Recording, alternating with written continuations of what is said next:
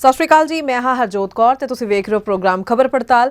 ਸਾਡੇ ਨਾਲ ਜੁੜੇ ਹੋਏ ਨੇ ਸੀਨੀਅਰ ਪੱਤਰਕਾਰ ਸੁਰਿੰਦਰ ਡੱਲਾ ਜੀ। ਬਹੁਤ-ਬਹੁਤ ਸਵਾਗਤ ਹੈ ਡੱਲਾ ਜੀ, ਸਤਿ ਸ਼੍ਰੀ ਅਕਾਲ। ਸਤਿ ਸ਼੍ਰੀ ਅਕਾਲ ਹਰਜੋਤ ਜੀ, ਬਹੁਤ-ਬਹੁਤ ਧੰਨਵਾਦ ਤੁਹਾਡਾ ਵੀ ਔਰ ਦੁਨੀਆ ਭਰ ਦੇ ਪੰਜਾਬੀਆਂ ਦਾ ਹੀ ਬਹੁਤ-ਬਹੁਤ ਧੰਨਵਾਦ। ਸੋ ਡੱਲਾ ਜੀ, ਇੱਕ ਵਾਰ ਫਿਰ ਤੋਂ ਹਾਜ਼ਰ ਹੋਏ ਹਾਂ ਆਪਾਂ, ਢੇਰ ਸਾਰੀਆਂ ਖਬਰਾਂ ਲੈ ਕੇ ਆਏ ਹਾਂ ਤੇ ਉਸ ਉੱਪਰ ਪੂਰੀ ਜਾਣਕਾਰੀ ਅੱਜ ਆਪਾਂ ਫਿਰ ਤੋਂ ਦਰਸ਼ਕਾਂ ਨਾਲ ਸਾਂਝੀ ਕਰਨੀ ਹੈ। ਗੱਲ ਆਪਾਂ ਜ਼ਰੂਰ ਕਰਾਂਗੇ ਕਿ ਕਿਹੜੇ ਹੋਰ ਦੋ ਸਾਬਕਾ ਵਿਧਾਇਕ ਜਿਹੜੇ ਬੀਜੇਪੀ ਵਿੱਚ ਸ਼ਾਮਿਲ ਹੋਣ ਜਾ ਰਹੇ ਨੇ। ਸੋ ਇਸ ਦੇ ਨਾਲ ਬੀਜੇਪੀ ਨੂੰ ਆਉਂਦੇ ਸਮੇਂ ਵਿੱਚ ਕਿੰਨਾ ਕੁ ਫਾਇਦਾ ਹੋ ਸਕਦਾ ਤੇ ਪੰਜਾਬ ਦੀ ਸਿਆਸਤ ਜਿਹੜੀ ਹੈ ਕਿਹੜੇ ਪਾਸੇ ਨੂੰ ਜਾ ਰਹੀ ਹੈ। ਉਧਰ ਵਿਮਨ ਕਮਿਸ਼ਨ ਦੇ ਚੇਅਰਪਰਸਨ ਨੇ ਜਿਹੜੇ ਮਨੀਸ਼ਾ ਗੁਲਾਟੀ, ਉਹਨਾਂ ਲਈ ਰਾਹਤ ਭਰੀ ਖਬਰ ਹੈ ਕਿ ਉਹ ਜੋ ਆਪਣੀ ਸੀਟ ਤੇ ਇਸ ਅਹੁਦੇ ਤੇ ਬਰਕਰਾਰ ਰਹਿਣਗੇ।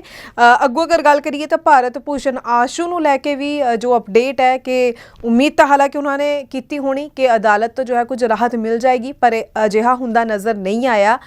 ਉਸ ਮਾਮਲੇ ਤੇ ਵੀ ਆਪਾਂ ਗੱਲਬਾਤ ਜ਼ਰੂਰ ਕਰਨੀ ਹੈ। ਤੇ ਆਖਿਰ ਜਿਹੜਾ ਕੇਂਦਰ ਸਰਕਾਰ ਨੇ ਸਖਤ ਹਦਾਇਤ ਕੀਤੀ ਪੰਜਾਬ ਸਰਕਾਰ ਨੂੰ ਕਿ ਜਿਹੜਾ ਕੇਂਦਰੀ ਸਕੀਮਾਂ ਦੇ ਲਈ ਪੈਸਾ ਆਉਂਦਾ ਹੈ ਉਸ ਨੂੰ ਪੰਜਾਬ ਸਰਕਾਰ ਆਪਣੇ ਕੰਮਾਂ ਲਈ ਜਾਂ ਮੁਹੱਲਾ ਕਲੀਨਿਕਸ ਲਈ ਜਿਹੜਾ ਇਸਤੇਮਾਲ ਕਰ ਰਹੀ ਹੈ, ਉਸ ਨੂੰ ਲੈ ਕੇ ਜਿਹੜਾ ਖਾਸ ਤੌਰ 'ਤੇ ਕੇਂਦਰ ਸਰਕਾਰ ਵੱਲੋਂ ਕਿਹਾ ਗਿਆ ਕਿ ਅਜਿਹਾ ਨਾ ਕੀਤਾ ਜਾਵੇ, ਉਸ ਦੇ ਉੱਪਰ ਵੀ ਆਪਾਂ ਚਰਚਾ ਜ਼ਰੂਰ ਕਰਾਂਗੇ।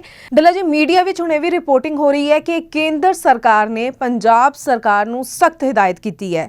ਉਹ ਇਸ ਕਰਕੇ ਸਖਤ ਹਦਾਇਤ ਕੀਤੀ ਹੈ ਕਿ ਜਿਹੜਾ ਕੇਂਦਰ ਸਰਕਾਰ ਵੱਲੋਂ ਸਿਹਤ ਕਮਿਸ਼ਨ ਲਈ ਪੈਸਾ ਭੇਜਿਆ ਜਾਂਦਾ ਹੈ ਉਸ ਨੂੰ ਕਿਸੇ ਹੋਰ ਕੰਮਾਂ ਲਈ ਵਰਤਿਆ ਜਾ ਰਿਹਾ ਹੈ। ਇਹ ਵੀ ਇਲਜ਼ਾਮ ਲਗਾਏ ਨੇ ਕੇਂਦਰ ਸਰਕਾਰ ਨੇ ਕਿ ਜਿਹੜਾ ਕੇਂਦਰੀ ਸਕੀਮਾਂ ਲਈ ਪੈਸਾ ਭੇਜਿਆ ਜਾਂਦਾ ਪੰਜਾਬ ਸਰਕਾਰ ਨੂੰ, ਉਹ ਪੈਸਾ ਪੰਜਾਬ ਸਰਕਾਰ ਨੇ ਜਿਹੜਾ ਮੁਹੱਲਾ ਕਲੀਨਿਕਸ ਬਣਾਉਣ ਦੇ ਵਿੱਚ ਇਸਤੇਮਾਲ ਕੀਤਾ। ਸੋ ਇਸ ਨੂੰ ਇਹ ਪੂਰਾ ਮਾਮਲਾ ਵੀ ਤੁਹਾਡੇ ਤੋਂ ਜ਼ਰੂਰ ਸਮਝਣਾ ਚਾਹਾਂਗੇ, ਕਿੰਨਾ ਕੁ ਸਹੀ ਕੇਂਦਰ ਸਰਕਾਰ ਦੀ ਜਿਹੜੀ ਸਖਤ ਹਦਾਇਤ ਹੈ ਪੰਜਾਬ ਸਰਕਾਰ ਲਈ ਆਈ ਹੈ, ਕਿੰਨਾ ਕੁ ਇਹ ਤੱਥ ਸਹੀ ਮੰਨੇ ਜਾ ਸਕਦੇ ਨੇ।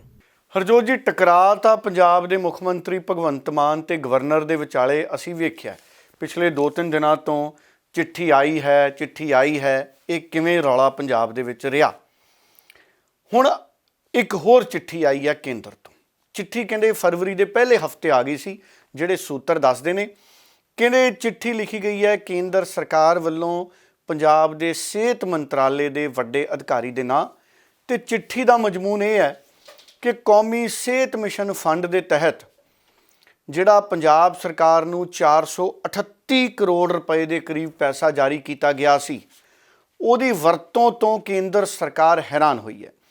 ਅਸਲ 'ਚ ਕੇਂਦਰ ਤੇ ਸੂਬੇ ਬਹੁਤ ਸਾਰੀਆਂ ਸਕੀਮਾਂ ਦੇ ਵਿੱਚ ਪੈਸਿਆਂ ਦੀ ਹਿੱਸੇਦਾਰੀ ਵੰਡ ਕੇ ਵੱਖ-ਵੱਖ ਯੋਜਨਾਵਾਂ ਲਾਗੂ ਕਰਦੇ ਨੇ। ਹੁਣ ਕਹਿੰਦੇ ਭਾਰਤ ਸਰਕਾਰ ਨਾਲ ਕਰਾਰ ਹੋਇਆ ਸੀ ਪਿਛਲੇ ਵਿੱਤੀ ਵਰ੍ਹੇ ਦਾ, ਲਗਭਗ ਉਹਦੀ ਰਾਸ਼ੀ ਸੀ 1114 ਕਰੋੜ 14.57 ਕਰੋੜ। ਸੋ 1114 ਕਰੋੜ ਹੀ ਅਸੀਂ ਮੰਨ ਲਈਏ, 1114 ਕਰੋੜ ਦੇ ਕਰੀਬ ਕਰਾਰ ਹੋਇਆ ਸੀ ਕਿ ਇੰਨਾ ਪੈਸਾ ਪੰਜਾਬ ਦੇ ਵਿੱਚ ਨੈਸ਼ਨਲ ਸਿਹਤ ਮਿਸ਼ਨ ਫੰਡ ਦੇ ਰੂਪ ਦੇ ਵਿੱਚ ਆਏਗਾ। ਔਰ ਇਹ ਸਕੀਮ ਦੇ ਵਿੱਚ 60-40 ਦੀ ਰੇਸ਼ੋ ਸੀ। 60% ਪਾਉਣਾ ਸੀ ਕੇਂਦਰ ਨੇ ਔਰ 40% ਪਾਉਣਾ ਸੀ ਸੂਬੇ ਨੇ। ਹੁਣ ਕੇਂਦਰ ਸਰਕਾਰ ਵੱਲੋਂ ਇਹ ਪੈਸਾ ਜਾਰੀ ਕੀਤਾ ਗਿਆ। ਜਿਹੜੀ ਪਹਿਲੀ ਕਿਸ਼ਤ ਜਾਰੀ ਕਰ ਦਿੱਤੀ ਗਈ ਸੀ 438 ਕਰੋੜ ਰੁਪਏ ਦੀ। ਇਹ ਪੈਸਾ ਵਰਤਿਆ ਕਿੱਥੇ ਜਾਣਾ ਸੀ ਜਿਹੜਾ ਕੇਂਦਰ ਤੋਂ ਆਇਆ? ਸਭ ਤੋਂ ਪਹਿਲਾਂ ਇਹ ਸਮਝੀਏ, ਕੇਂਦਰ ਤੋਂ ਪੈਸਾ ਜਿਹੜਾ ਵਰਤਿਆ ਜਾਣਾ ਸੀ, ਇਹ ਫੰਡ ਪੰਜਾਬ ਦੇ ਸਿਹਤ ਭਲਾਈ ਕੇਂਦਰਾਂ ਦੀ, ਮੁੱਢਲੇ ਹੈਲਥ ਕੇਂਦਰ ਨੇ ਜਿਹੜੇ, ਵੈਲਨੈਸ ਸੈਂਟਰ ਵੀ ਜਿਨ੍ਹਾਂ ਨੂੰ ਕਹਿ ਦਿੰਦੇ ਨੇ, ਸਿਹਤ ਕੇਂਦਰ, ਪ੍ਰਾਇਮਰੀ ਹੈਲਥ ਸੈਂਟਰ, ਇਹਨਾਂ ਦੀ ਤਰੱਕੀ ਲਈ, ਇਹਨਾਂ ਦੇ ਵਿੱਚ ਸਾਜ਼ੋ ਸਮਾਨ, ਇਹਨਾਂ ਦੀ ਇਨਫਰਾਸਟਰਕਚਰ, ਮੈਕਨਾਈਜੇਸ਼ਨ, ਮਸ਼ੀਨਾਂ, ਇਹ ਸਾਰੇ ਕਾਸੇ ਲਈ ਵਰਤਿਆ ਜਾਣਾ ਸੀ ਸਿਹਤ ਮਿਸ਼ਨ ਫੰਡ। ਹੁਣ ਕੇਂਦਰ ਸਰਕਾਰ ਨੇ ਜਿਹੜੀ ਚਿੱਠੀ ਲਿਖੀ ਆ, ਉਹਨਾਂ ਨੇ ਇਤਰਾਜ਼ ਪ੍ਰਗਟ ਕੀਤਾ।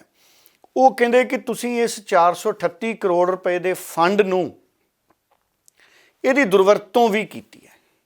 ਆਮ ਆਦਮੀ ਪਾਰਟੀ ਦੀ ਸਰਕਾਰ ਬਾਰੇ ਉਹਨਾਂ ਨੇ ਇਹ ਕਿਹਾ। ਉਹ ਕਹਿੰਦੇ ਤੁਸੀਂ ਇਸ ਫੰਡ 'ਚੋਂ, ਇਸ ਫੰਡ ਨੂੰ, ਉਹਨਾਂ ਨੇ ਇਹ ਤਾਂ ਨਹੀਂ ਲਿਖਿਆ ਵੀ ਕਿੰਨਾ ਹਿੱਸਾ, ਵੀ ਥੋੜ੍ਹਾ ਜਾਂ ਬਹੁਤਾ ਜਾਂ ਕਿੰਨੇ 100 ਕਰੋੜ। ਉਹ ਕਹਿੰਦੇ ਤੁਸੀਂ ਇਸ ਫੰਡ ਦੀ ਵਰਤੋਂ ਮੁਹੱਲਾ ਕਲੀਨਿਕਾਂ ਲਈ ਵੀ ਕੀਤੀ ਹੈ। ਪੰਜਾਬ ਦੀ ਸਰਕਾਰ, ਪੰਜਾਬ ਦੇ ਬੁਲਾਰੇ ਕਹਿ ਰਹੇ ਨੇ ਕਿ ਇਹਦੇ 'ਚ ਕੁਝ ਵੀ ਗਲਤ ਨਹੀਂ ਹੈ। ਕੇਂਦਰ ਸਰਕਾਰ ਕਹਿ ਰਹੀ ਹੈ ਕਿ ਜਿਹੜਾ ਪੈਸਾ ਜਿਹੜੀ ਯੋਜਨਾ ਲਈ ਭੇਜਿਆ ਜਾਂਦਾ ਹੈ ਉਹਨੂੰ ਉੱਥੇ ਹੀ ਵਰਤਿਆ ਜਾਣਾ ਚਾਹੀਦਾ ਸੀ। ਹੁਣ ਇਤਰਾਜ਼ ਕੇਂਦਰ ਨੂੰ ਇਸ ਗੱਲ ਦਾ ਵੀ ਰਹਿੰਦਾ ਹੈ ਕਿ ਆਮ ਆਦਮੀ ਪਾਰਟੀ ਵੱਲੋਂ ਆਮ ਆਦਮੀ ਮੁਹੱਲਾ ਕਲੀਨਿਕ ਲਿਖਿਆ ਜਾਂਦਾ ਹੈ, ਉਹਦੇ 'ਤੇ ਭਗਵੰਤ ਮਾਨ ਸਾਹਿਬ ਦੀ ਫੋਟੋ ਹੈ। ਸਾਡੇ ਜਿਹੜਾ ਕ੍ਰੈਡਿਟ ਵਾਰ ਬਹੁਤ ਰਹਿੰਦੀ ਹੈ। ਕੇਂਦਰ ਸਰਕਾਰ ਵੱਲੋਂ ਬਹੁਤ ਸਾਰੀਆਂ ਸਕੀਮਾਂ ਨੇ, ਉਹਦੇ ਤੇ ਪ੍ਰਧਾਨ ਮੰਤਰੀ ਸਾਹਿਬ ਦੀ ਫੋਟੋ ਰਹਿੰਦੀ ਹੈ। ਪਹਿਲਾਂ ਪ੍ਰਕਾਸ਼ ਸਿੰਘ ਬਾਦਲ ਦੀ ਫੋਟੋ ਰਹਿੰਦੀ ਸੀ, ਫਿਰ ਕੈਪਟਨ ਅਮਰਿੰਦਰ ਦੀ ਫੋਟੋ ਆ ਗਈ ਸੂਬੇ ਦੀਆਂ ਕਈ ਸਕੀਮਾਂ ਤੇ, ਫਿਰ ਚਰਨਜੀਤ ਚੰਨੀ ਦੀ ਫੋਟੋ ਆ ਗਈ ਕਈ ਸਕੀਮਾਂ ਤੇ, ਹੁਣ ਮੁਹੱਲਾ ਕਲੀਨਿਕਾਂ ਤੇ ਇਕੱਲੀ ਭਗਵੰਤ ਮਾਨ ਦੀ ਫੋਟੋ ਹੈ।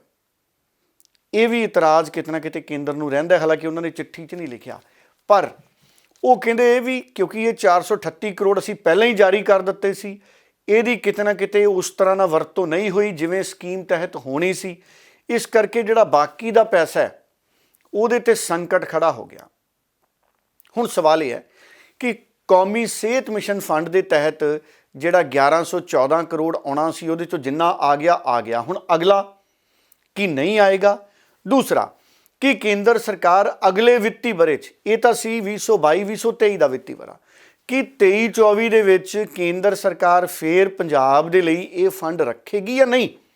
ਸਾਨੂੰ ਪਹਿਲਾਂ ਹੀ ਪਤਾ ਹੈ ਕੈਪਟਨ ਅਮਰਿੰਦਰ ਨੇ ਸਾਡੇ ਰੂਰਲ ਡਿਵੈਲਪਮੈਂਟ ਫੰਡ ਨੂੰ ਕਿਤੇ ਹੋਰ ਵਰਤ ਲਿਆ ਸੀ ਤੇ ਕੇਂਦਰ ਨੇ ਅੱਜ ਤੱਕ ਰੂਰਲ ਡਿਵੈਲਪਮੈਂਟ ਫੰਡ ਜਾਰੀ ਨਹੀਂ ਕੀਤਾ। ਆ ਪਿੱਛੇ ਜੇ ਹੋ ਗਿਆ ਹੋਵੇ ਤੇ ਹੋ ਗਿਆ ਹੋਵੇ, ਸਰਕਾਰ ਨੇ, ਪਰ ਸਾਡੀ ਨੇ ਦੱਸਿਆ ਨਹੀਂ, ਪੰਜਾਬ ਵਾਲੀ ਨੇ। ਸੋ ਹਰਜੋਤ ਜੀ, ਜਿਹੜਾ ਰੂਰਲ ਡਿਵੈਲਪਮੈਂਟ ਫੰਡ ਹੈ ਉਹ ਜਾਰੀ ਨਹੀਂ ਹੋਇਆ ਔਰ ਬਹੁਤ ਸਾਰੀਆਂ ਦਿੱਕਤਾਂ ਰੂਰਲ ਡਿਵੈਲਪਮੈਂਟ ਫੰਡ ਦੇ ਜਾਰੀ ਨਾ ਹੋਣ ਕਰਕੇ ਸਾਨੂੰ ਆ ਰਹੀਆਂ ਨੇ। ਹੁਣ ਚਿੰਤਾ ਇਸ ਗੱਲ ਦੀ ਖੜੀ ਹੋ ਗਈ ਕਿ ਕਿਤੇ ਦੋਹਾਂ ਸਰਕਾਰਾਂ ਦੇ ਆਪਸੀ ਮਤਭੇਦਾਂ ਕਰਕੇ ਪੰਜਾਬ ਦਾ ਜਿਹੜਾ ਸਿਹਤ ਸਹੂਲਤਾਂ ਦਾ ਢਾਂਚਾ ਹੈ, ਮੁਹੱਲਾ ਕਲੀਨਿਕ ਖੁੱਲ੍ਹ ਗਏ, ਚੰਗੀ ਗੱਲ ਹੈ, ਉੱਥੇ ਸਿਰਫ ਟੈਸਟ ਹੁੰਦੇ ਆ, ਮੁਫਤ ਇਲਾਜ, ਸਰਜਰੀ ਨਹੀਂ ਹੁੰਦੀ। ਕਿਡਨੀ ਦਾ, ਲੱਤਾਂ ਦਾ, ਜਿਗਰ ਦਾ, ਹਾਰਟ ਦਾ ਆਪਰੇਸ਼ਨ ਉੱਥੇ ਨਹੀਂ ਹੁੰਦਾ, ਅੱਖਾਂ ਦੇ ਆਪਰੇਸ਼ਨ, ਦੰਦਾਂ ਦੇ ਆਪਰੇਸ਼ਨ ਉੱਥੇ ਨਹੀਂ ਹੁੰਦੇ ਮੁਹੱਲਾ ਸੈਂਟਰਾਂ 'ਚ। ਉੱਥੇ ਟੈਸਟ ਹੁੰਦੇ ਆ 100 ਤੋਂ ਵੱਧ ਕਿਸਮ ਦੇ। ਇਕੱਲੇ ਟੈਸਟਾਂ ਤੱਕ ਤਾਂ ਮੁਹੱਲਾ ਕਲੀਨਿਕ ਠੀਕ ਹੈ। ਹੁਣ ਉਮੀਦ ਤਾਂ ਇਹ ਕੀਤੀ ਜਾਂਦੀ ਸੀ ਵੀ ਨਵੀਂ ਸਰਕਾਰ ਆਊਗੀ ਤੇ ਪੂਰੇ ਪੰਜਾਬ 'ਚ ਇਲਾਜ ਮੁਫਤ ਹੋਊਗਾ। ਕੀ ਸਰਕਾਰੀ ਹਸਪਤਾਲਾਂ 'ਚ ਇਲਾਜ ਉਪਲਬਧ ਹੈ? ਮੁਫਤ ਹੋਣ ਦੀ ਗੱਲ ਤਾਂ ਫਿਰ ਉਸ ਤੋਂ ਬਾਅਦ ਦੀ ਹੈ। ਹੁਣ ਚਿੰਤਾ ਇਸ ਗੱਲ ਦੀ ਹੋਗੀ ਕਿ ਸੂਬੇ ਤੇ ਕੇਂਦਰ ਦੇ ਟਕਰਾਅ 'ਚ ਕਿਤੇ ਪੰਜਾਬ ਦੇ ਆਮ ਲੋਕ ਨਾ ਪਿਸ ਜਾਣ, ਕਿਤੇ ਸਾਡੇ ਸਿਹਤ ਕੇਂਦਰ, ਅਗਰ ਕੇਂਦਰ ਸਰਕਾਰ ਇਹ ਪੈਸਾ ਜਾਰੀ ਨਹੀਂ ਕਰਦੀ ਬਕਾਇਆ ਤੇ ਅਗਲੇ ਸਾਲ ਸਾਨੂੰ ਸਕੀਮ ਦਾ ਲਾਭ ਨਹੀਂ ਮਿਲਦਾ ਤੇ ਪੰਜਾਬ ਦਾ ਜਿਹੜਾ ਸਿਹਤ ਢਾਂਚਾ ਉਹ ਬਹੁਤ ਬੁਰੀ ਤਰ੍ਹਾਂ ਨਾਲ ਚਰਮਰਾ ਜਾਏਗਾ। ਅਸੀਂ ਸਿਰਫ ਮੁਹੱਲਾ ਕਲੀਨਿਕਾਂ ਤੱਕ ਹੀ ਨਿਰਭਰ ਰਵਾਂਗੇ।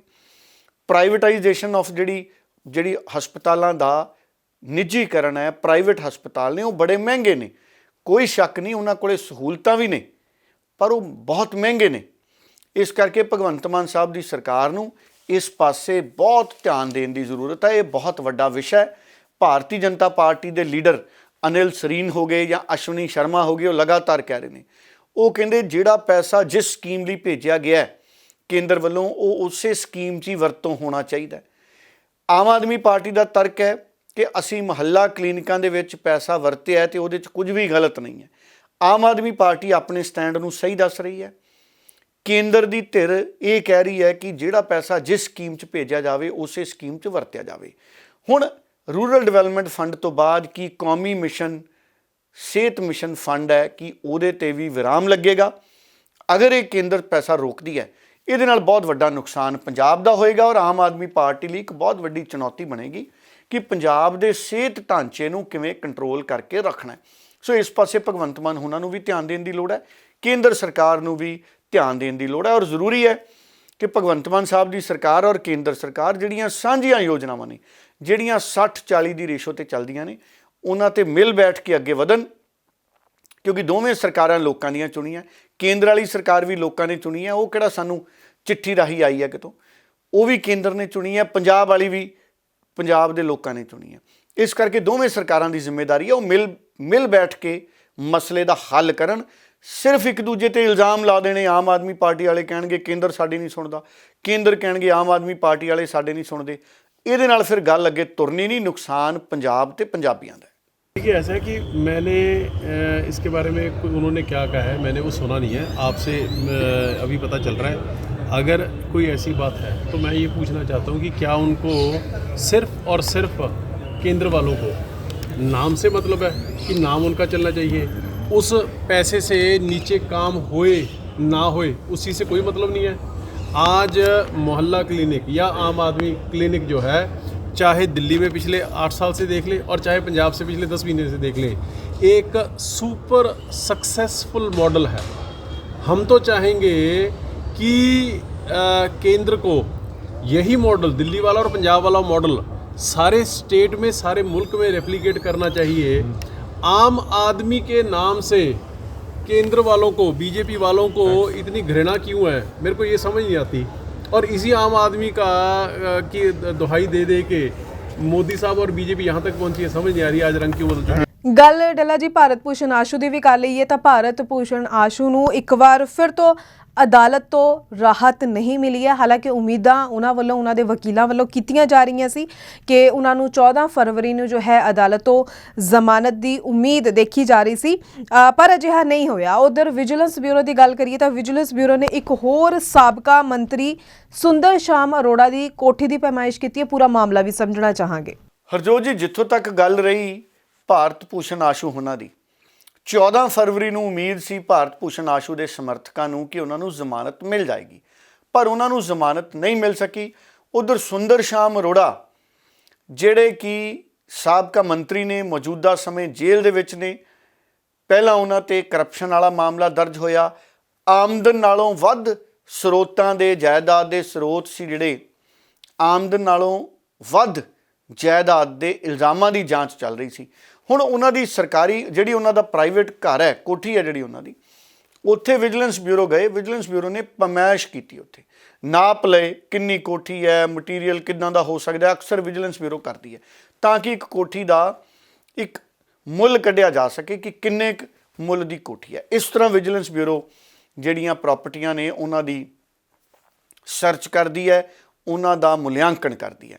ਹੁਣ ਕਾਂਗਰਸ ਲਈ ਸਥਿਤੀਆਂ ਬਹੁਤ ਜ਼ਿਆਦਾ ਚਿੰਤਾਜਨਕ ਬਣੀਆਂ ਹੋਈਆਂ ਨੇ। ਜੋ ਹਾਲਾਤ ਬਣੇ ਹੋਏ ਨੇ, ਆਮ ਆਦਮੀ ਪਾਰਟੀ ਕੁਝ ਕੁ ਦਿਨਾਂ ਬਾਅਦ ਕਿਸੇ ਨਾ ਕਿਸੇ ਲੀਡਰ ਨੂੰ ਸ਼ਿਕੰਜੇ ਤੇ ਲੈ ਲੈਂਦੀ ਹੈ ਕਾਂਗਰਸ ਦੇ।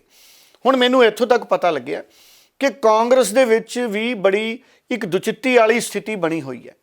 ਕਹਿੰਦੇ ਜਿਹੜੇ ਭਾਰਤ ਭੂਸ਼ਣ ਆਸ਼ੂ ਨੇ ਉਹ ਕਾਰਜਕਾਰੀ ਪ੍ਰਧਾਨ ਨੇ ਕਾਂਗਰਸ ਪਾਰਟੀ ਦੇ ਪੰਜਾਬ 'ਚ। ਹੁਣ ਕਾਰਜਕਾਰੀ ਪ੍ਰਧਾਨ ਕਹਿੰਦੇ ਪਿਛਲੇ ਕਾਫੀ ਸਮੇਂ ਤੋਂ ਜੇਲ੍ਹ ਦੇ ਵਿੱਚ ਨੇ। ਚਰਚਾਵਾਂ ਇੱਥੋਂ ਤੱਕ ਨੇ ਕਿ ਕਾਂਗਰਸ ਦਾ ਇੱਕ ਗੁੱਟ ਚਾਹੁੰਦਾ ਹੈ ਕਿ ਭਾਰਤ ਭੂਸ਼ਣ ਆਸ਼ੂ ਜੀ ਕਿਉਂਕਿ ਜੇਲ੍ਹ 'ਚ ਨੇ, ਜਾਂ ਤਾਂ ਉਹ ਜੇਲ੍ਹ ਦੇ ਵਿੱਚੋਂ ਅਸਤੀਫਾ ਦੇ ਦੇਣ ਕਾਰਜਕਾਰੀ ਅਹੁਦੇ ਤੋਂ, ਕਾਰਜਕਾਰੀ ਪ੍ਰਧਾਨ ਦੇ ਅਹੁਦੇ ਤੋਂ, ਜਾਂ ਪਾਰਟੀ ਉਹਨਾਂ ਤੇ ਕਾਰਵਾਈ ਕਰੇ। ਉਂਝ ਜਿਹੜੇ ਪਾਰਟੀ ਦੇ ਪ੍ਰਭਾਰੀ ਨੇ ਕਾਂਗਰਸ ਦੇ, ਸਾਨੂੰ ਪਤਾ ਹੈ ਉਹ ਬੜੇ ਅਨੁਸ਼ਾਸਨ ਵਾਲੇ ਵਿਅਕਤੀ ਨੇ, ਉਹ ਬੜੇ ਅਨੁਸ਼ਾਸਨ ਪ੍ਰਿਯ ਵਿਅਕਤੀ ਨੇ। ਉਹਨਾਂ ਨੇ ਪਹਿਲਾਂ ਹੀ ਕਿਹਾ ਸੀ ਕਿ ਪਾਰਟੀ 'ਚ ਅਨੁਸ਼ਾਸਨ ਸਭ ਤੋਂ ਵੱਡਾ ਹੈ। ਕਹਿੰਦੇ ਹੁਣ ਚਿੰਤਾ ਕਾਂਗਰਸ ਦੀ ਹਾਈ ਕਮਾਂਡ ਦੀ ਇਹ ਹੋਈ ਜਾਂਦੀ ਹੈ ਕਿ 2024 ਦੀਆਂ ਚੋਣਾਂ ਆ ਗਈਆਂ ਨੇੜੇ ਤੇ ਭਾਰਤ ਭੂਸ਼ਣ ਆਸ਼ੂ ਜੀ ਹਜੇ ਵੀ ਕਾਂਗਰਸ ਪਾਰਟੀ ਦੇ ਕਾਰਜਕਾਰੀ ਪ੍ਰਧਾਨ ਨੇ।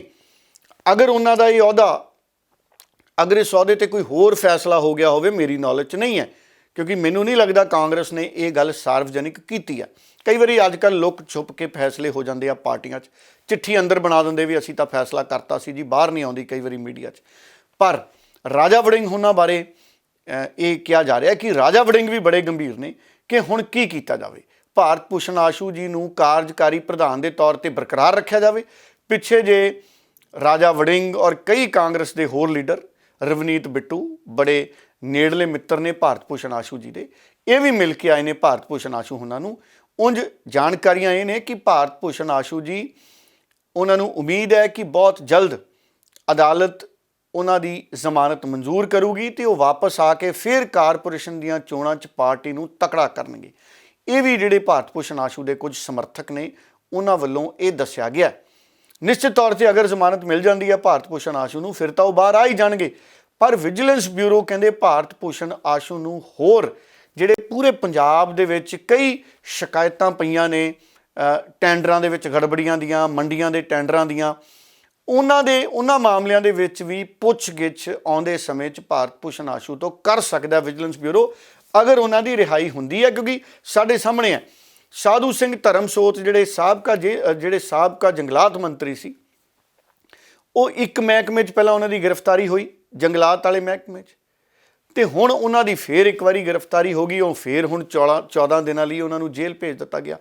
ਇਸ ਕਰਕੇ ਬਹੁਤ ਸਾਰੇ ਲੋਕ ਕਹਿੰਦੇ ਨੇ ਕਿ ਜਿਹੜੀ ਸਰਕਾਰ ਹੈ ਉਹ ਭਾਰਤ ਭੂਸ਼ਣ ਆਸ਼ੂ ਉਹਨਾਂ ਦੀ ਅਗਰ ਜ਼ਮਾਨਤ ਹੁੰਦੀ ਹੈ ਤੇ ਉਹ ਹੋਰ ਮਾਮਲਿਆਂ ਦੇ ਵਿੱਚ ਫਿਰ ਉਹਨਾਂ ਦੀ ਪੁੱਛਗਿੱਛ ਹੈ ਜਿਹੜੀ ਉਹ ਸਰਕਾਰ ਕਰ ਸਕਦੀ ਹੈ। ਸੋ ਕਿਤੇ ਨਾ ਕਿਤੇ ਜਿਹੜੇ ਕਰਪਸ਼ਨ ਦੇ ਐਲੀਗੇਸ਼ਨ ਹੈ ਭਾਰਤ ਭੂਸ਼ਣ ਆਸ਼ੂ ਲਈ ਕਾਫੀ ਜ਼ਿਆਦਾ ਚਿੰਤਾ ਦਾ ਸਬਬ ਬਣੇ ਹੋਏ ਨੇ।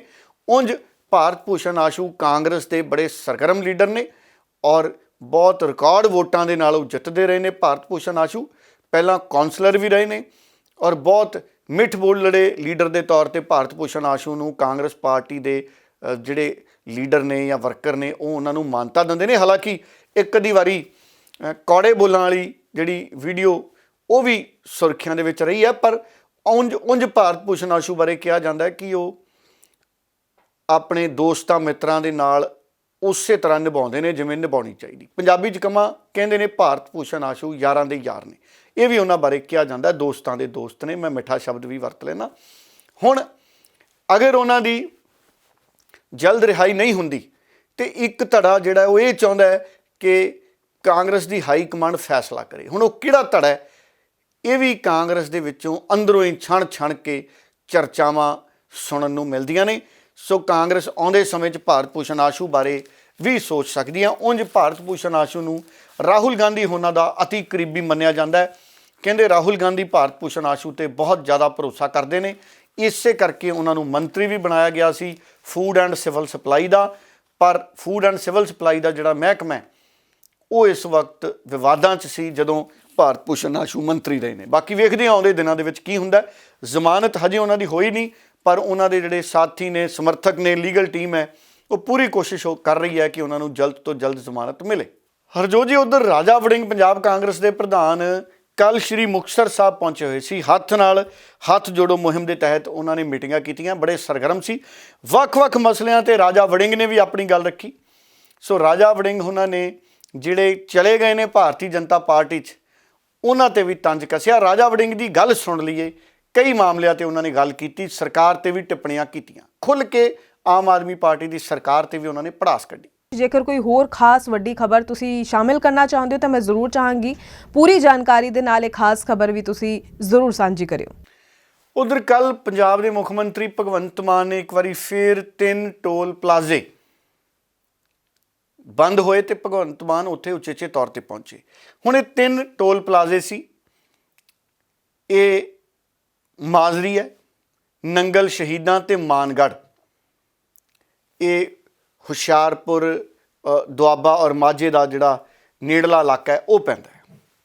ਸੋ ਇਹ ਤਿੰਨੇ ਜਿਹੜੇ ਟੋਲ ਪਲਾਜ਼ੇ ਨੇ ਉਹ ਬੰਦ ਕੀਤੇ ਗਏ ਔਰ ਇਹ ਦਾਅਵਾ ਕਰਦੇ ਨੇ ਭਗਵੰਤ ਮਾਨ ਸਾਹਿਬ ਕਿ ਇਹ 2013 'ਚ ਬੰਦ ਹੋਣੇ ਸੀ, 2013 'ਚ, ਤੇ ਫਿਰ 2018 'ਚ ਬੰਦ ਹੋਣੇ ਸੀ।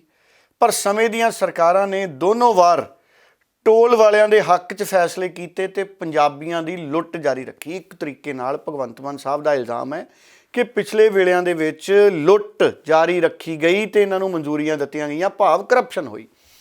ਹੁਣ ਕੀ ਇਹਦੇ ਤੇ ਵੀ ਕੋਈ ਜਾਂਚ ਭਗਵੰਤ ਮਾਨ ਆਰੰਭਣਗੇ? ਉਂਝ ਟੋਲ ਪਲਾਜ਼ਿਆਂ ਦੇ ਮੁੱਲ ਬਹੁਤ ਜ਼ਿਆਦਾ ਨੇ, ਇਹਦੇ 'ਚ ਕੋਈ ਦੋ ਰਾਏ ਨਹੀਂ ਹੈ। ਲੋਕ ਬੜੇ ਔਖੇ ਨੇ, ਟੋਲ ਪਲਾਜ਼ੇ ਬੜੇ ਮਹਿੰਗੇ ਨੇ ਔਰ ਭਗਵੰਤ ਮਾਨ ਨੇ ਇਹ ਤਿੰਨੇ ਟੋਲ ਪਲਾਜ਼ੇ ਜਿਹੜੇ ਬੰਦ ਹੋਣ ਦੀ, ਜਿਨ੍ਹਾਂ ਦੀ ਮਿਆਦ ਪੁੱਗ ਗਈ ਸੀ, ਉਹਨਾਂ ਨੂੰ ਐਕਸਟੈਂਸ਼ਨ ਨਹੀਂ ਦਿੱਤੀ। ਇਹ ਚੰਗਾ ਫੈਸਲਾ ਭਗਵੰਤ ਮਾਨ ਸਾਹਿਬ ਨੇ ਕੀਤਾ ਔਰ ਇਹਨਾਂ ਹੋਰ 3 ਟੋਲ ਪਲਾਜ਼ਿਆਂ ਤੋਂ ਮੁਕਤੀ ਹੈ ਜਿਹੜੀ ਇਹ ਮਿਲੀ ਹੈ। ਸੋ ਹੁਸ਼ਿਆਰਪੁਰ ਵਾਲੇ ਪਾਸੇ ਇਹਨਾਂ ਟੋਲ ਪਲਾਜ਼ਿਆਂ ਤੋਂ ਮੁਕਤੀ ਦੇ ਨਾਲ ਹੀ ਆਮ ਆਦਮੀ ਪਾਰਟੀ ਨੇ ਇਸ ਤੋਂ ਪਹਿਲਾਂ ਵੀ 1-2 ਟੋਲ ਪਲਾਜ਼ੇ ਬੰਦ ਕਰਾਏ ਨੇ। ਸੋ ਟੋਲ ਪਲਾਜ਼ੇ ਬੰਦ ਕਰਾਉਣ ਵਾਲੀ ਸਰਕਾਰ ਦੇ ਰੂਪ ਦੇ ਵਿੱਚ ਵੀ ਭਗਵੰਤ ਮਾਨ ਪ੍ਰਸਿੱਧ ਹੋ ਰਹੇ ਨੇ। ਇਹ ਚੰਗੀ ਗੱਲ ਹੈ। ਜਦੋਂ ਮਿਆਦਾਂ ਪੁੱਗ ਜਾਣ ਟੋਲਾਂ ਦੀਆਂ ਤੇ ਫਿਰ ਉਹ ਨਹੀਂ ਚੱਲਣੇ ਚਾਹੀਦੇ। ਪਰ ਹੁਣ ਜ਼ਿੰਮੇਵਾਰੀ ਸਰਕਾਰ ਦੀ ਬਣ ਜਾਣੀ ਹੈ ਫਿਰ ਕਿ ਸਰਕਾਰਾਂ ਇਹਨਾਂ ਟੋਲ ਪਲਾਜ਼ਿਆਂ ਨੂੰ, ਇਹਨਾਂ ਟੋਲ ਪਲਾਜ਼ਿਆਂ ਦੀ ਜਿਹੜੀਆਂ ਸੜਕਾਂ ਨੇ ਉਹਨਾਂ ਦਾ ਖਿਆਲ ਰੱਖਣ। ਕਿਤੇ ਇਹ ਸੜਕਾਂ ਦੇ ਵਿੱਚ ਦੁਬਾਰਾ ਤਲਾਅ ਨਾ ਬਣ ਜਾਣ, ਕਿਉਂਕਿ ਜਿਹੜੇ ਟੋਲ ਵਾਲੇ ਨੇ ਘੱਟੋ ਘੱਟ ਸੜਕਾਂ ਦੀ ਸਾਂਭ ਸੰਭਾਲ ਜ਼ਰੂਰ ਕਰਦੇ ਨੇ।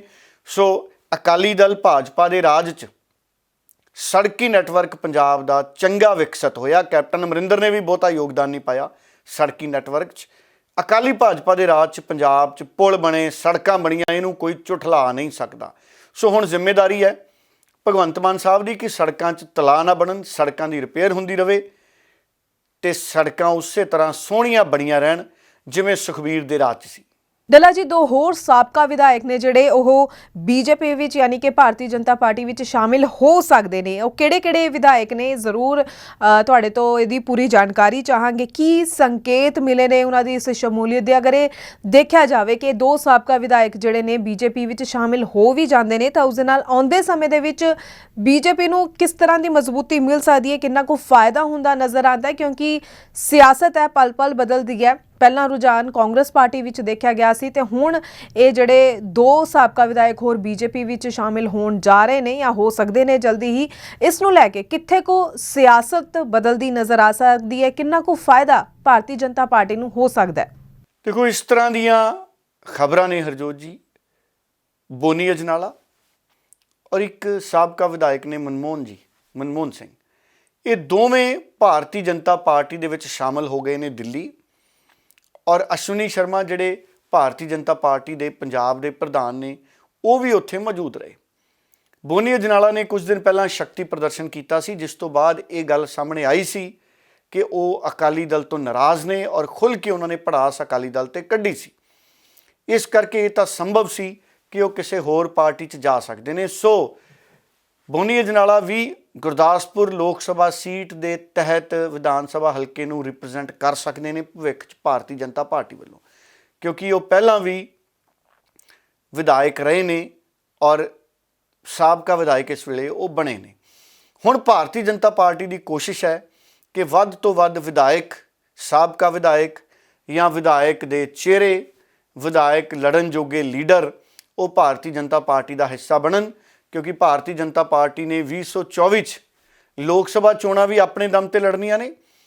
ਔਰ ਕਿਤੇ ਨਾ ਕਿਤੇ ਭਾਰਤੀ ਜਨਤਾ ਪਾਰਟੀ ਨਾਲ ਜੁੜੇ ਕੁਝ ਲੋਕ ਇਹ ਵੀ ਚਿੰਤਾ ਪ੍ਰਗਟ ਕਰਦੇ ਨੇ ਕਿ ਜੇ ਪੰਜਾਬ 'ਚ 2024 'ਚ ਦੋਵੇਂ ਚੋਣਾਂ ਇਕੱਠੀਆਂ ਹੋ ਗਈਆਂ, ਕਈ ਲੋਕ ਇਹ ਚਿੰਤਾ ਪ੍ਰਗਟ ਕਰਦੇ ਨੇ, ਮੈਂ ਵੀ ਇਹ ਚਿੰਤਾ ਪ੍ਰਗਟ ਕਰਦਾ, ਕਿਉਂਕਿ ਸਾਡੇ ਮੁਲਕ 'ਚ ਸਰਕਾਰਾਂ ਡਿੱਗਦਿਆਂ ਦਾ ਪਤਾ ਨਹੀਂ ਲੱਗਦਾ।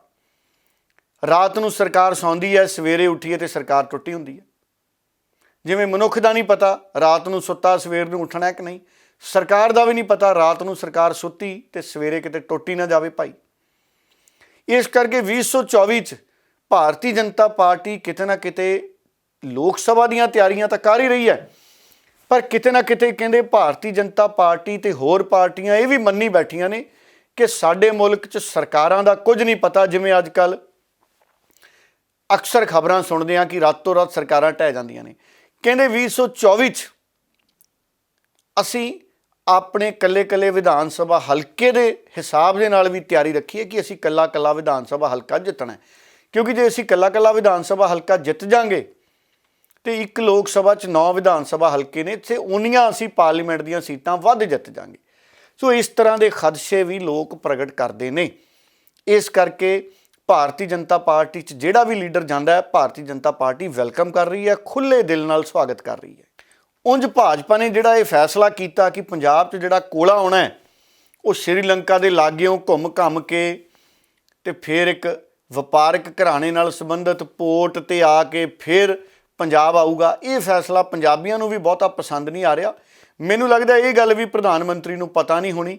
ਜਿੱਦਣ ਪਤਾ ਲੱਗ ਗਈ ਉਹਨਾਂ ਨੇ ਰੂਟ ਫਿਰ ਸਿੱਧਾ ਕਰਾ ਦੇਣਾ। ਅਮਿਤ ਸ਼ਾਹ ਜਾਂ JP ਨੱਡਾ ਨੂੰ ਜਿੱਦਣ ਪਤਾ ਲੱਗ ਗਈ ਉਦੋਂ ਉਹਨਾਂ ਨੇ ਰੂਟ ਸਿੱਧਾ ਕਰਾ ਦੇਣਾ। ਡੱਲਾ ਜੀ, ਵੂਮਨ ਕਮਿਸ਼ਨ ਦੀ ਚੇਅਰਪਰਸਨ ਮਨੀਸ਼ਾ ਗੁਲਾਟੀ ਲਈ ਰਾਹਤ ਦੀ ਖਬਰ ਹੈ ਕਿ ਉਹ ਆਪਣੇ ਅਹੁਦੇ ਤੇ ਜੋ ਹੈ ਬਣੇ ਰਹਿਣਗੇ, ਬਰਕਰਾਰ ਰਹਿਣਗੇ। ਸੋ ਇਹ ਪੂਰਾ ਘਟਨਾਕ੍ਰਮ ਵੀ ਤੁਹਾਡੇ ਤੋਂ ਜ਼ਰੂਰ ਸਮਝਣਾ ਚਾਹਾਂਗੇ। ਹਾਲਾਂਕਿ ਕੁਝ ਦਿਨ ਪਹਿਲਾਂ ਹੀ ਪੰਜਾਬ ਸਰਕਾਰ ਵੱਲੋਂ ਉਹਨਾਂ ਨੂੰ ਇਸ ਅਹੁਦੇ ਤੋਂ ਵੱਖ ਕਰਨ ਦਾ ਫੈਸਲਾ ਕੀਤਾ ਗਿਆ ਸੀ, ਪਰ ਅਚਾਨਕ ਅਜਿਹਾ ਕੀ ਹੋਇਆ ਕਿ ਪੰਜਾਬ ਸਰਕਾਰ ਨੂੰ ਆਪਣਾ ਫੈਸਲਾ ਹੀ ਬਦਲਣਾ ਪਿਆ? ਜ਼ਰੂਰ ਇਸ ਮਾਮਲੇ ਦੀ ਪੂਰੀ ਜਾਣਕਾਰੀ ਵੀ ਤੁਹਾਡੇ ਤੋਂ ਚਾਹਾਂਗੇ। ਦੇਖੋ, ਬੀਬੀ ਮਨੀਸ਼ਾ ਗੁਲਾਟੀ ਜੀ ਦੁਬਾਰਾ ਪੰਜਾਬ ਸਟੇਟ ਵੂਮਨ ਕਮਿਸ਼ਨ ਦੇ ਚੇਅਰਪਰਸਨ ਦੇ ਤੌਰ ਤੇ ਬਰਕਰਾਰ ਰਹਿਣਗੇ ਬਰਕਰਾਰ। ਅਸਲ 'ਚ ਉਹਨਾਂ ਨੇ ਚੈਲੰਜ ਕੀਤਾ ਸੀ ਪੰਜਾਬ ਸਰਕਾਰ ਦੇ ਫੈਸਲੇ ਨੂੰ। ਪੰਜਾਬ ਸਰਕਾਰ ਨੇ ਕਿਹਾ ਸੀ ਕਿ ਉਹਨਾਂ ਦੀ ਜਿਹੜੀ ਐਕਸਟੈਂਸ਼ਨ ਹੈ ਕੈਪਟਨ ਅਮਰਿੰਦਰ ਦੇ ਰਾਜ 'ਚ ਜਿਹੜੀ ਮਿਲੀ ਉਹ ਕਰੈਕਟ ਨਹੀਂ ਹੈ, ਸਰਕਾਰ ਦਾ ਫੈਸਲਾ ਸਹੀ ਨਹੀਂ ਸੀ। ਉਹਨਾਂ ਨੇ ਪੰਜਾਬ ਤੇ ਹਰਿਆਣਾ ਹਾਈ ਕੋਰਟ ਦੇ ਵਿੱਚ ਪੰਜਾਬ ਸਰਕਾਰ ਦੀ ਇਸ ਦਲੀਲ ਨੂੰ ਚੈਲੰਜ ਕੀਤਾ ਕਿ ਮੈਨੂੰ ਤਾਂ ਸਰਕਾਰ ਨੇ ਹੀ ਐਕਸਟੈਂਸ਼ਨ ਦਿੱਤੀ ਸੀ। ਔਰ ਸੁਣਵਾਈ ਪੰਜਾਬ ਤੇ ਹਰਿਆਣਾ ਹਾਈ ਕੋਰਟ 'ਚ ਚੱਲ ਰਹੀ ਸੀ, ਪਰ ਸਵੇਰੇ ਕੱਲ੍ਹ ਪੰਜਾਬ ਸਰਕਾਰ ਨਾਲ ਸੰਬੰਧਿਤ ਵਕੀਲਾਂ ਨੇ ਹਾਈ ਕੋਰਟ 'ਚ ਦੱਸਿਆ ਕਿ ਉਹ ਆਪਣਾ ਉਹ ਫੈਸਲਾ ਵਾਪਸ ਲੈ ਰਹੇ ਨੇ। ਹਾਲਾਂਕਿ ਕੁਲਦੀਪ ਸਿੰਘ ਢਾਲੀਵਾਲ ਨੇ ਜਿਹੜੇ ਉਹ ਪੱਤਰਕਾਰਾਂ ਨਾਲ ਇੱਕ ਜਗ੍ਹਾ ਗੱਲ ਕਰ ਰਹੇ ਸੀ। ਕੁਲਦੀਪ ਢਾਲੀਵਾਲ ਕਹਿੰਦੇ ਕਿ ਅਸੀਂ ਆਉਂਦੇ ਸਮੇਂ 'ਚ ਉਹਨਾਂ ਨੂੰ ਬਦਲ ਸਕਦੇ ਹਾਂ। ਉਹਨਾਂ ਨੇ ਇਸ ਤਰੀਕੇ ਦੀ ਸੰਭਾਵਨਾ ਪ੍ਰਗਟ ਕੀਤੀ, ਉਹਨਾਂ ਨੇ ਇਹ ਬਿਆਨ ਦਿੱਤਾ। ਹਾਲਾਂਕਿ ਇਹਦੇ ਪਿੱਛੇ ਕੋਈ ਤਕਨੀਕੀ ਜਾਂ ਕੋਈ ਵੱਡਾ ਆਧਾਰ ਹੋਊਗਾ ਫਿਰ ਇਹ ਆਸਾਨੀ ਹੋਏਗੀ, ਨਹੀਂ ਤਾਂ ਇਹ ਮਾਮਲਾ ਫਿਰ ਅਦਾਲਤ 'ਚ ਜਾਏਗਾ। ਫਿਲਹਾਲ ਸਰਕਾਰ ਨੇ ਪੰਜਾਬ ਤੇ ਹਰਿਆਣਾ ਹਾਈ ਕੋਰਟ ਦੇ ਵਿੱਚ ਆਪਣਾ ਫੈਸਲਾ ਵਾਪਸ ਕਿਉਂ ਲਿਆ, ਇਹ ਸਮਝ ਨਹੀਂ ਆਈ। ਉਂਝ ਇਹ ਸਰਕਾਰ ਕਈ ਵਾਰੀ ਫੈਸਲੇ ਵਾਪਸ ਲੈ ਲੈਂਦੀ ਹੈ। ਮਨੀਸ਼ਾ ਗੁਲਾਟੀ ਦੇ ਕੇਸ ਦੇ ਵਿੱਚ ਸਰਕਾਰ ਨੇ ਸਡਨਲੀ ਔਰ ਸ਼ੌਕਿੰਗਲੀ ਇੱਕ ਆਰਡਰ ਪਾਸ ਕੀਤਾ ਕਿ ਜਿਹੜੀ ਉਹਨਾਂ ਦੀ ਐਕਸਟੈਂਸ਼ਨ ਸੀ 2021 ਤੋਂ 24 ਦਾ ਆਰਡਰ ਜਿਹੜਾ 2020 ਚ ਪਾਸ ਕੀਤਾ ਸੀ ਉਹ ਗਲਤ ਪਾਸ ਹੋ ਗਿਆ ਸਾਡੇ ਤੋਂ, ਕਿਉਂਕਿ ਪਾਵਰ ਆਫ ਐਕਸਟੈਂਸ਼ਨ ਨਹੀਂ ਸੀਗੀ ਸਰਕਾਰ ਕੋਲ। ਇਹ ਮੁੱਦਾ ਬਣਾ ਕੇ ਉਹਨਾਂ ਨੂੰ ਰਿਲੀਵ ਕਰਤੇ ਆ ਬਿਨਾਂ ਨੋਟਿਸ ਕੀਤੇ ਔਰ ਬਿਨਾਂ ਅਪਰਚੁਨਿਟੀ ਆਫ ਹੀਅਰਿੰਗ ਦਿੱਤੇ। ਜਦ ਅਸੀਂ ਹਾਈ ਕੋਰਟ 'ਚ ਆਰਡਰ ਆਇਆ ਤਾਂ ਪਹਿਲਾਂ ਹੀਅਰਿੰਗ ਹੋਈ ਤੇ ਕੱਲ ਕਾਫੀ ਡਿਟੇਲ ਹੀਅਰਿੰਗ ਹੋਈ ਕੋਰਟ ਦੇ ਵਿੱਚ, ਜਿਹਦੇ 'ਚ ਅਸੀਂ ਸਾਰੇ ਸੁਪਰੀਮ ਕੋਰਟ ਦੇ ਫੈਸਲੇ ਦਾ ਹਵਾਲਾ ਦਿੱਤਾ ਔਰ ਇੱਕ ਪਾਰਟਿਕੂਲਰਲੀ ਲੇਟੈਸਟ ਜਿਸ 'ਚ ਡਾਇਰੈਕਟੋਰੇਟ ਆਫ ਇਨਫੋਰਸਮੈਂਟ ਦੇ ਮਾਮਲਾ ਜੋ ਸੁਪਰੀਮ ਕੋਰਟ 'ਚ ਗਿਆ ਸੀ ਉਹਦੇ ਬਾਰੇ ਗੱਲ ਕੀਤੀ ਕਿ ਉੱਥੇ ਵੀ ਇਹੀ ਕੁਐਸਚਨ ਆਇਆ ਸੀ ਕਿ power of appointment weather includes power of extension also. Supreme court ਨੇ ਕਿਹਾ ਨਹੀਂ, ਪਾਵਰ ਆਫ ਐਕਸਟੈਂਸ਼ਨ ਹੈਗੀ ਹੈ ਔਰ ਇਹ ਬੜਾ simple and open and shut case ਸੀਗਾ। ਪਰ ਕੱਲ ਬਹਿਸ ਸੁਣਨ ਤੋਂ ਬਾਅਦ ਸਰਕਾਰ ਨੇ ਟਾਈਮ ਲਿੱਤਾ ਕਿ ਜੀ ਸ਼ਾਇਦ ਅਸੀਂ ਪ੍ਰਪੋਜ਼ ਕਰ ਰਹੇ ਹਾਂ ਕਿ ਇਸ ਆਰਡਰ ਨੂੰ ਵਿਡਰਾਅ ਕਰਿਆ ਜਾਵੇ। ਕੋਰਟ ਨੇ ਅੱਜ ਸਵੇਰੇ 10 ਵਜੇ ਦਾ ਟਾਈਮ ਦਿੱਤਾ ਕਿ ਜਾਂ ਤਾਂ ਤੁਸੀਂ ਵਿਡਰਾਅ ਕਰ ਲਓ, ਨਹੀਂ ਤਾਂ we will here the argument, ਅੱਜ ਕਨਕਲੂਡ ਕਰਾਂਗੇ। ਅੱਜ ਸਵੇਰੇ ਸਰਕਾਰ ਨੇ 10 ਵਜੇ ਸਟੇਟਮੈਂਟ ਦੇ ਕੇ ਉਹ ਆਰਡਰ ਵਿਡਰਾਅ ਕਰ ਲਿਆ। ਹਾਂ, ਇਹ ਜ਼ਰੂਰ ਕਿਹਾ ਕਿ ਅਗਰ ਸਾਡੇ ਕੋਲ ਕੋਈ ਹੋਰ ਗਰਾਊਂਡ ਅਵੇਲੇਬਲ ਹੋਏਗਾ ਤਾਂ ਸਾਨੂੰ ਇਨ ਅਕੋਰਡੈਂਸ ਵਿਦ ਲਾਅ ਅਸੀਂ ਪਾਸ ਕਰਾਂਗੇ ਆਰਡਰ। ਸੋ ਡੱਲਾ ਜੀ, ਪ੍ਰੋਗਰਾਮ ਦੇ ਅਖੀਰ ਵਿੱਚ ਜੇਕਰ ਕੋਈ ਹੋਰ ਖਾਸ ਵੱਡੀ ਖਬਰ ਤੁਸੀਂ ਸ਼ਾਮਿਲ ਕਰਨਾ ਚਾਹੁੰਦੇ ਹੋ ਤਾਂ ਮੈਂ ਜ਼ਰੂਰ ਚਾਹਾਂਗੀ ਪੂਰੀ ਜਾਣਕਾਰੀ ਦੇ ਨਾਲ ਇਹ ਖਾਸ ਖਬਰ ਵੀ ਤੁਸੀਂ ਜ਼ਰੂਰ ਸਾਂਝੀ ਕਰਿਓ। ਹਰਜੋਤ ਜੀ, ਪੰਜਾਬ ਦੇ ਗਵਰਨਰ ਔਰ ਭਗਵੰਤ ਮਾਨ ਸਾਹਿਬ ਦੇ ਵਿਚਾਲੇ ਵਿਵਾਦ ਬਹੁਤ ਜ਼ਿਆਦਾ ਗਹਿਰਾਇਆ ਹੋਇਆ ਹੈ।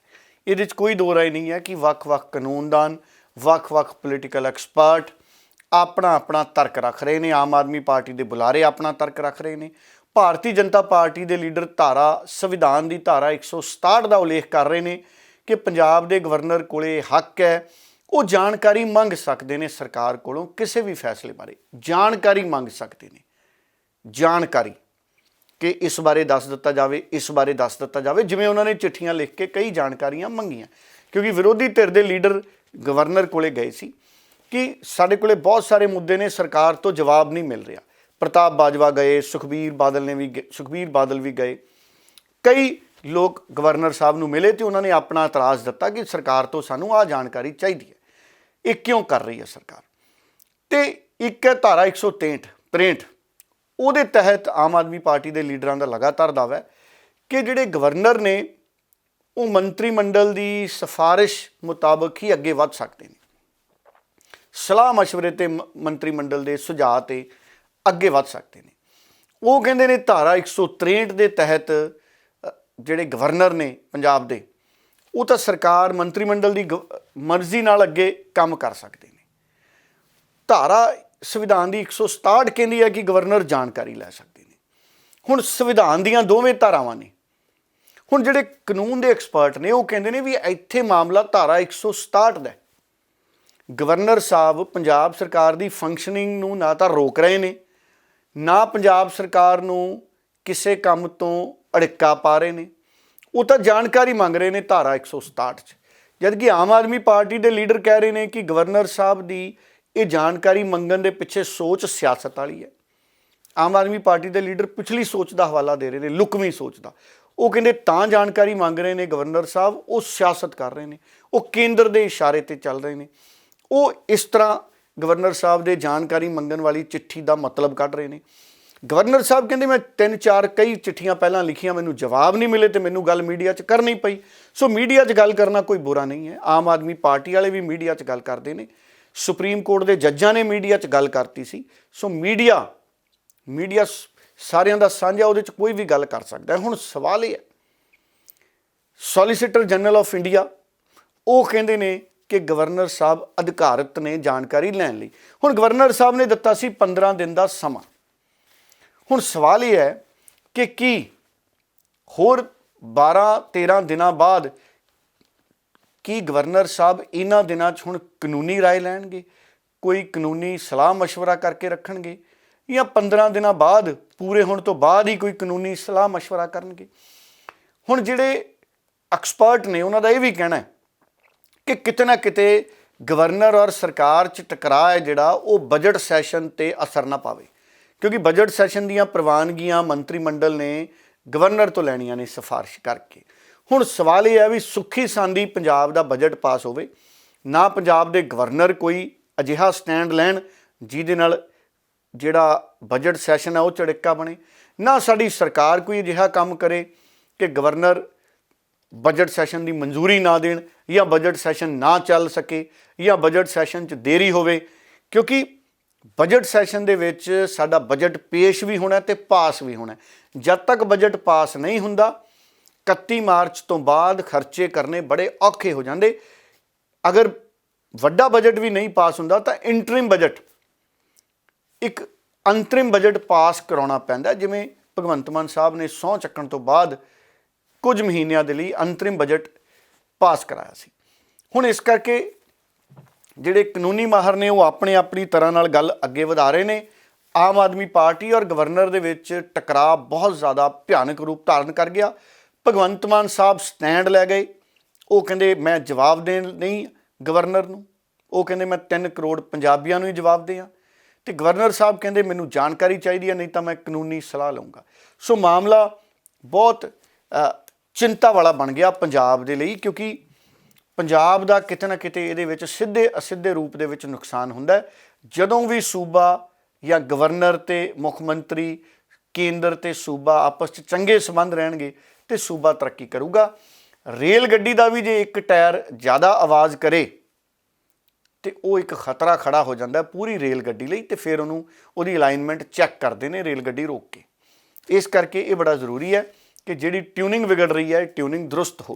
बीजेपी ये कहना चाहती है कि राज्यपाल पंजाब के 3 करोड़ पंजाबियों की गरिमा को तो ठेस पहुँचाने का हक रखते हैं, लेकिन एक इतने बड़े बहुमत के साथ जीते हुए मुख्यमंत्री अगर अपनी कॉन्स्टिट्यूशनल जिम्मेवारी निभाते हुए उस राज्यपाल को जिन्होंने कॉन्स्टिट्यूशन को और इस कॉन्स्टिट्यूशन पोस्ट को कमज़ोर करने का काम पकड़ रखे अपने आकाओं के कहने पे उनको जवाब ना दें, क्या बीजेपी ये कहना चाहती है? और ये भी वही बीजेपी वाले हैं, जब केंद्र में यूपीए की सरकार थी तब इनका रोना एक ही रहता था कि केंद्र सरकार उनकी सुनती नहीं, राज्यपालों के थ्रू उनको ख़राब कर रही है। अब आज वही काम जो है पंजाब के राज्यपाल केंद्र के इशारों पे पंजाब की चुनी हुई सरकार के प्रोग्रेसिव कामों को देखते हुए, डेवलपमेंट को देखते हुए लोगों के दिए हुए फैसले को का अपमान कर रहे हैं, ये हम कतई बर्दाश्त नहीं करेंगे। हाँ, राजपाल ते मुख्य मंत्री खेडा खेडी जाते दोनों।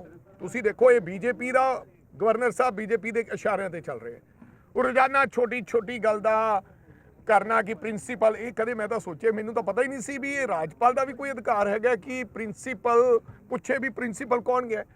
ਪਰ ਜੇ ਹੈਗਾ ਅਧਿਕਾਰ ਰਾਜਪਾਲ ਦਾ ਤੇ ਸੂਬਾ ਸਰਕਾਰ ਇਨਫੋਰਮੇਸ਼ਨ ਭੇਜਦੇ, ਕੀ ਫਰਕ ਪੈਂਦਾ? ਕਿੰਨੇ ਆਫੀਸਰ ਹੈ ਸਾਡੇ ਕੋਲੇ।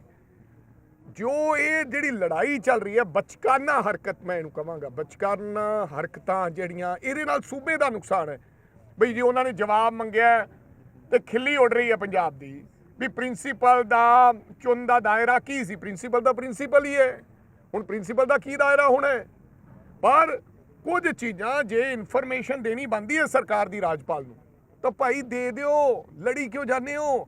ਅਲਟੀਮੇਟਲੀ ਕੇਂਦਰ ਸਰਕਾਰ ਚਾਹੁੰਦੀ ਹੈ ਕਿ ਕਿਵੇਂ ਨਾ ਕਿਵੇਂ ਕੁੱਡਾ ਫਸਾਈ ਰੱਖੇ ਪੰਜਾਬ ਦੇ ਵਿੱਚ। ਸੋ ਬਹੁਤ ਬਹੁਤ ਧੰਨਵਾਦ ਡੱਲਾ ਜੀ ਤੁਹਾਡਾ ਕਿ ਤੁਸੀਂ ਇਹਨਾਂ ਸਾਰੀਆਂ ਹੀ ਖਬਰਾਂ ਦੇ ਉੱਪਰ ਪੂਰੇ ਵੇਰਵੇ ਦੇ ਨਾਲ, ਪੂਰੀ ਪੜਤਾਲ ਦੇ ਬਾਅਦ ਪੂਰੀ ਜਾਣਕਾਰੀ ਜੋ ਹੈ ਦਰਸ਼ਕਾਂ ਦੇ ਨਾਲ ਸਾਂਝੀ ਕੀਤੀ ਹੈ। ਦਰਸ਼ਕਾਂ ਦਾ ਵੀ ਧੰਨਵਾਦ ਕਰਦੇ ਹਾਂ ਕਿ ਤੁਸੀਂ ਹਮੇਸ਼ਾ ਹੀ ਪ੍ਰੋਗਰਾਮ ਦੇ ਨਾਲ ਜੁੜਦੇ ਹੋ ਤੇ ਸਮੇਂ-ਸਮੇਂ ਤੇ ਆਪਣੀ ਕੀਮਤੀ ਸੁਝਾਅ, ਕੀਮਤੀ ਵਿਚਾਰ ਸਾਡੇ ਨਾਲ ਕਮੈਂਟਸ ਦੇ ਜ਼ਰੀਏ ਸਾਂਝੇ ਵੀ ਕਰਦੇ ਹੋ। ਫਿਲਹਾਲ ਦੇ ਲਈ ਮੈਨੂੰ ਯਾਨੀ ਕਿ ਹਰਜੋਤ ਕੌਰ ਨੂੰ ਦਿਓ ਜੀ ਇਜਾਜ਼ਤ। ਧੰਨਵਾਦ, ਬਹੁਤ ਬਹੁਤ ਧੰਨਵਾਦ।